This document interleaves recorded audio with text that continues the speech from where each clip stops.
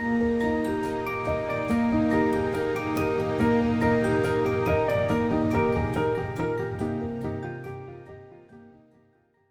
my lovely learners. Welcome to Bloom and Grow Education. My name is Meredith. Today I am having a reading comprehension lesson. It is suitable for students who are about year 4 or year 5, and it's a summarising skills lesson. We're going to be looking at BTN by the ABC, so that stands for Behind the News by the Australian Broadcasting Commission.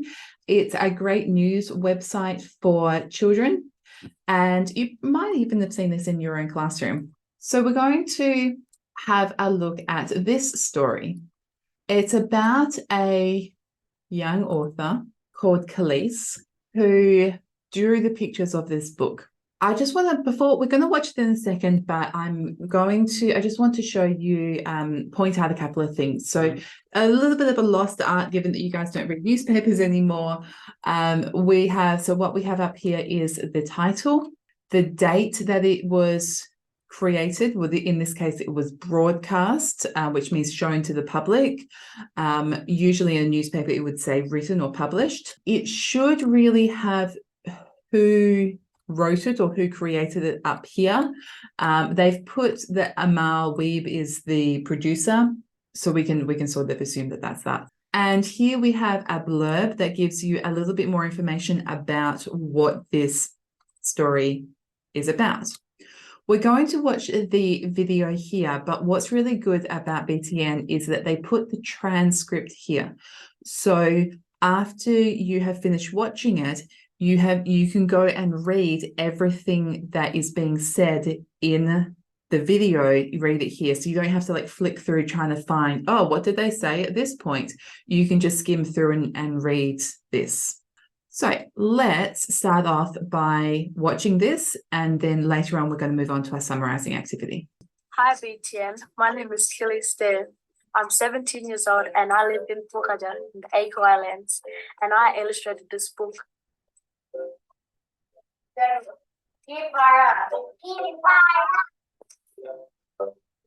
The book was published by Department of Education for Aboriginal kids that speak Pitjantjatjara.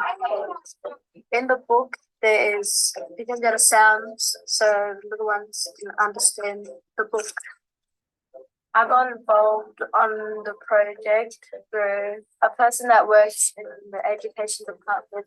He called my teacher and then called my art teacher, and then my art teacher told me if I wanted to illustrate a book. This is kangaroo, my law. What I like about this drawing is because the editors, they wanted to see how my drawings were. So we sent them a dog and they liked it. And then when I was doing the kangaroo, I couldn't do the head properly. And then my art teacher came to me and was like, oh, we could sort of cheeky way. So she came up to me, she cut the head off the dog and put it on the kangaroo, but you can't tell now. Second photo I like is the Anamara, the caterpillar. Me and my nieces and nephews will collect a lot of these caterpillars and they'll put them in front of them and make them race. And whoever won had to give the other one a little lolly or something. The project took me 9 months to finish, and the hardest part about this was when the editors kept telling me to make the lines thicker or to make the design look a bit different. And it really made me a bit angry because I had to do it all over again. The best part about this illustration was that one day my teacher just said to me, no more drawing for you. And also seeing this book made me really happy. I feel very happy and proud about the book. It just makes me really happy to see all the kids reading, smiling, pointing, coming up to me, asking me if I did it, and also seeing a lot of kids smiling at a book that has a lot of animals that they see when they go out to places. My hopes are I would love to see a lot of kids from different communities, not only from APY lands, but from all over Australia, to learn our languages. It is important for Pitjantjatjara kids to have a book in their language because we don't want any of the kids to feel left out. So when my teacher asked me if I wanted to do a book, I felt happy and I felt nervous, but then I thought it would be nice to have a book in Pitjantjatjara for a lot of kids. Okay, what a great story. What a lovely opportunity that girl had to be able to illustrate or draw pictures for a book that's going to go out to the whole of the country to share her culture. What a great story. All right, let's start our summarizing activity. So to summarize, what we're doing is we're taking that whole big long story and putting it down into a couple of words, a couple of sentences, I should say. So it would be like if somebody came up to you and said, what was that story about?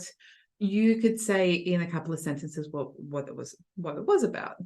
But one of the things that goes wrong for some students is that they don't know the specific details, the most important parts of the story to add into their summary. And they start to sort of go off on some random tangents and add in facts that aren't really, they're interesting, but they're not an important part of making a nice, neat, concise summary. So I've got this worksheet here for you, which is a great little tool for helping you with your summarizing skill. Now, this page is available in the description box as a link. You can print it out. Also, you could just write, let's summarize, somebody wanted so then onto your page of your writing book. You might have seen this before with the word but in here. Somebody wanted but so then. That's more for fictional stories because you need the but to represent the problem in the story. So this is what I do for non-fiction stories. So we need to think about who was our somebody, what did they want, so, and then. Coming back to the transcript, this is a little bit of a tricky one because when we're looking at who wanted something, the people who actually wanted something was the Department of Education. The book was published by the Department of Education for Aboriginal kids that speak Pitjantjatjara. I don't know if that's how you say it. She said it like super quick. Pitjantjatjara. I'm just going to sound it out. In the book, there are Pitjantjatjara sounds so that the little ones can understand the book. So the Department of Education wants to keep the Aboriginal language alive and teach Aboriginal children the words of the animals. So what they wanted was an Aboriginal child to illustrate a book with these words in it. So the somebody is actually the Department of Education here.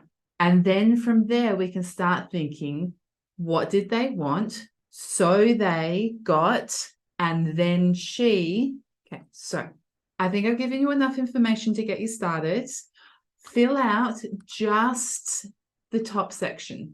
I want you to just fill out this top section here and just with keywords. You don't have to write full sentences or paragraphs or anything just yet. We're going to do that in the section here, down here below.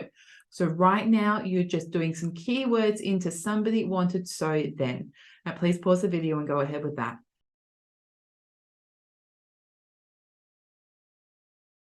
Okay, so let's have a look at the answers. So the Department of Education. So the Department of Education is the people who organize all of the education in Australia, and they help, they write the curriculum and organize the teachers and things like that. And they wanted a book that teaches Aboriginal children about their language or about their culture. So they asked Kellis, an Aboriginal illustrator, and we could even say a 17-year-old Aboriginal illustrator And that 17-year-old part is sort of important because that's what makes the story unique. Like there's other Aboriginal illustrators out there, but most of them aren't 17. So they asked Kellis, a 17-year-old Aboriginal illustrator, to draw pictures for the book. And then once all the pictures were drawn, what happened? They published the book and sent it out to schools for Aboriginal children to, that's basically what happened.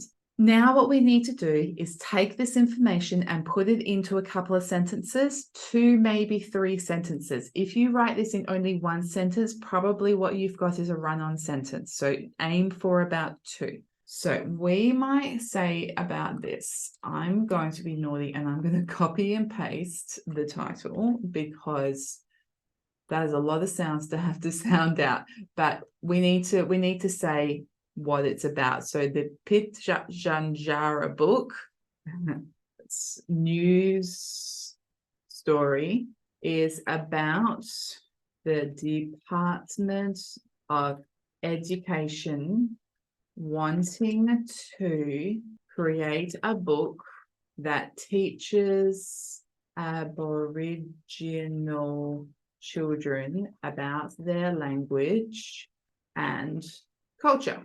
They asked Kellis to draw pictures for it. After they published the book and her drawings are now in schools all over Australia. Pitjantjatjara Book news story is about the Department of Education wanting to create a book that teaches Aboriginal children about their culture and language.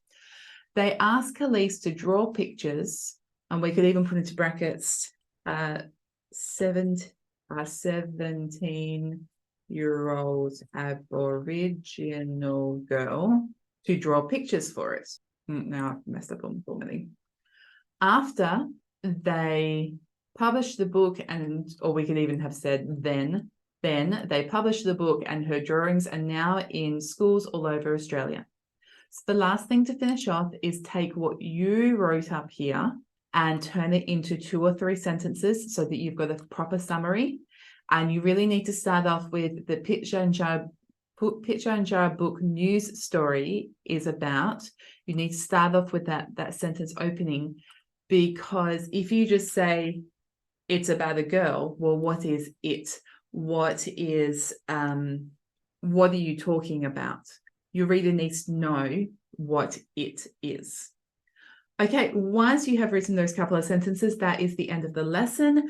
Thank you so much for joining me. In the description box below, you will find some links to some other summarizing activities, which I think you'll enjoy. There is also a link to a lesson which has this story, another one about a boy named Bodhi who wrote a story about Exmouth. And what I do in it is a compare and contrast activity. We look at the similarities and differences with a Venn diagram of what we can see as similarities and differences between the 2 stories. So please go and check that link out. And also please like this video and subscribe to my YouTube channel. It really helps me out. It makes a big difference to my ability to be able to keep on going with these videos. Thanks so much, and I'll see you at the next lesson.